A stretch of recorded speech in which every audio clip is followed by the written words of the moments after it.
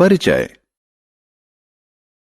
लोहार लोहे को गर्म करने के लिए कोयला जलाता है, जिससे वांछित आकार देने के लिए हथौड़े से पीटा जा सके। दैनिक जीवन में अनेक प्रकार के ईंधन जलाए जाते हैं, जैसे कोयला, पेट्रोल, चारकोल, एलपीजी इत्यादि।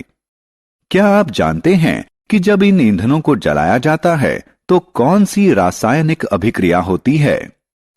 जी हां, इसे दहन कहते हैं। इस पाठ में हम ईंधनों के दहन के बारे में जानेंगे। उद्देश्य। इस पाठ के अंत में आप निम्न करने में सक्षम हो जाएंगे: दहन और इसके प्रकारों की व्याख्या करना, प्रज्वलन ताप को परिभाषित करना, दहन के लिए आवश्यक स्थितियों की व्याख्या करना, अग्निशामकों का वर्णन करना, दहन के प्रकारों को सूचीबद्ध करना। दहन। रोहन एक सरल क्रियाकलाप कर रहा है।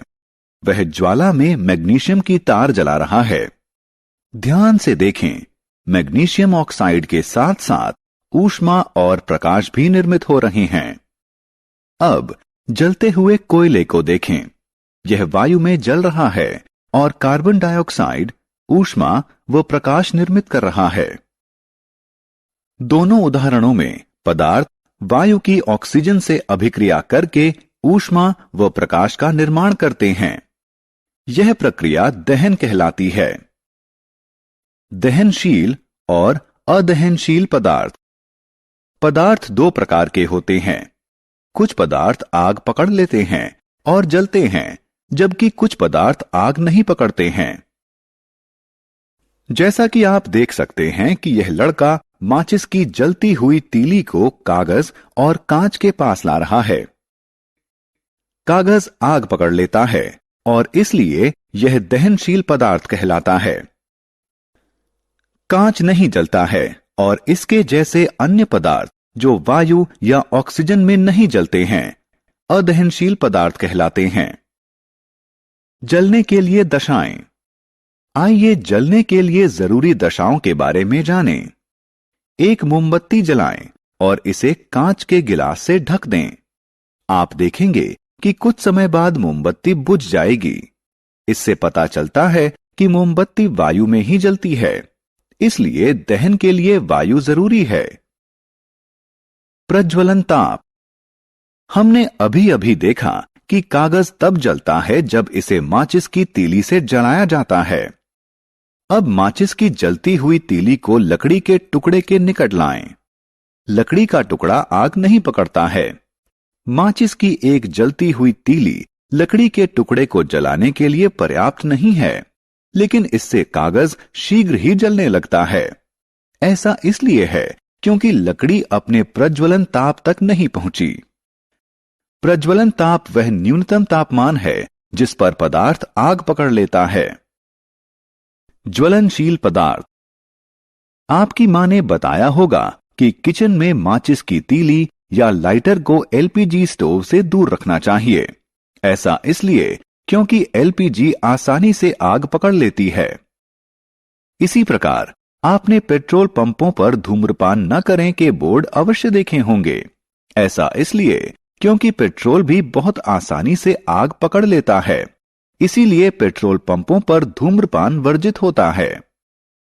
एलपीजी व पेट्रोल जैसे पदार्थ ज्वलनशील हैं क्योंकि उनका प्रज्वलन ताप बहुत कम होता है, जिसके कारण वे शीघ्र ही सरलता से आग पकड़ लेते हैं। आग पर नियंत्रण करना। अब हम आग बुझाने के बारे में जानेंगे। आग के लिए ऑक्सीजन, ऊष्मा और ईंधन जरूरी है। हालांकि इसे इनमें से किसी भी चीज की आपूर्ति बाधित करके बुझाया जा सकता है। आपने अवश्य देखा होगा कि फायरमैन आग बुझाने के लिए आग पर जल डालता है और आग बुझ जाती है। जल दहनशील सामग्री का प्रज्वलन ताप कम करता है और वायु की आपूर्ति बाधित कर देता है। लेकिन जल बिजली के उपकरणों और तेल में लगी आग के लिए अच्छा अग्निशामक नहीं है। बिजली के उपकरणों और तेल में लगी आग के लिए अग्निशामक के रूप में कार्बन डाइऑक्साइड इस्तेमाल करना सबसे अच्छा है। कार्बन डाइऑक्साइड ऑक्सीजन की तुलना में भारी होने के कारण आग को कंबल के जैसे ढक लेती है, जिसके कारण ईंधन और ऑक्सीजन का संपर्क टूट जाता है। दहन के प्रकार। आइए अब हम दहन के प्रकारों के बारे में जानें। आप देख सकते हैं कि एक महिला किचन में भोजन पकाने के लिए एलपीजी प्रज्वलित कर रही है।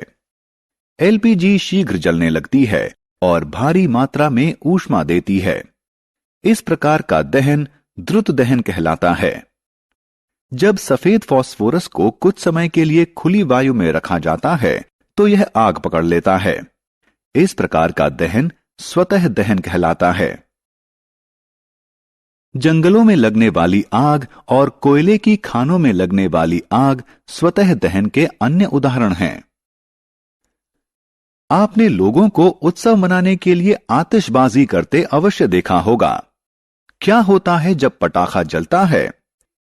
पटाखा के जलने पर भारी मात्रा में ऊष्मा, प्रकाश और ध्वनि उत्पन्न होते हैं। इस प्रकार का दहन विस्फोट कहलाता है। सारांश। आइए हमने जो कुछ सीखा है उसे संक्षेप में दोहराएं।